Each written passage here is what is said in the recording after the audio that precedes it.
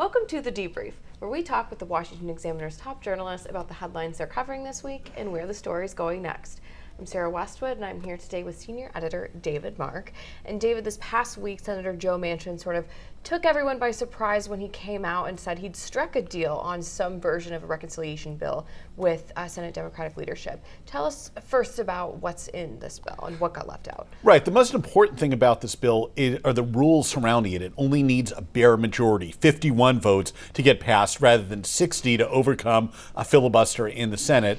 It has a few provisions. The main ones are some for climate that more liberal Democrats like, others that actually probably would help fossil fuels in his home state, which is something the Manchin wants.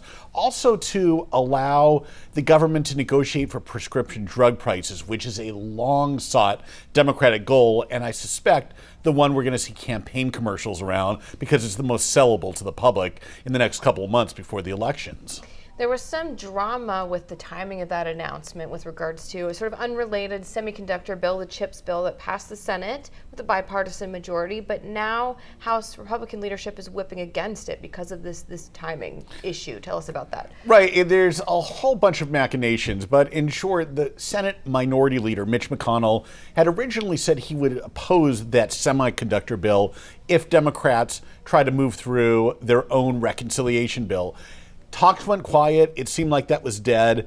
Republicans, including McConnell, got on board with the technology bill, and then lo and behold, hours later, Democrats said, oh, actually, we have our deal. And so they kind of got the better of McConnell, which is not something that happens very often. In short, Senate Democrats, they had some leverage, and they used it.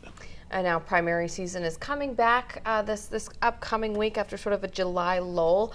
And first in Michigan, there is a Republican incumbent who is facing some controversial resistance in the Republican primary from the Democrats. What's going on there? Right. This is Congressman Peter Meyer, a first-term Republican who actually was one of 10 House Republicans to vote for impeachment of Donald Trump the second time around. He's facing a primary opponent from the right, endorsed by Trump.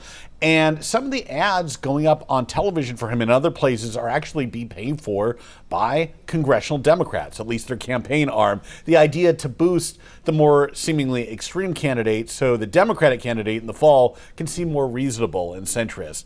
It's a tactic that's being used across the board, governor's races, senators' races, but it's really starting to irk some Republican members, and Democrats are also questioning it, saying maybe it's not the greatest idea because you're playing with fire. You never know who you might actually nominate and who could actually win in November.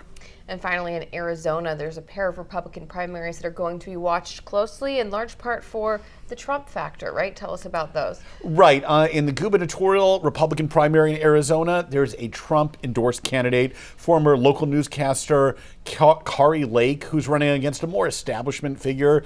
Lake is a prominent election skeptic, to put it nicely, in 2020. She says Joe Biden is an illegitimate president. Not surprisingly, Trump has eaten this up, been very vocal on her behalf, so we will see how that one comes out.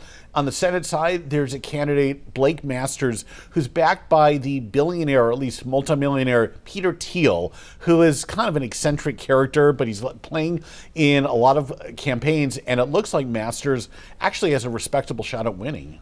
Well, David, thank you so much for being here today. Thank you. You can get more reporting from David and the rest of the political team at washingtonexaminer.com.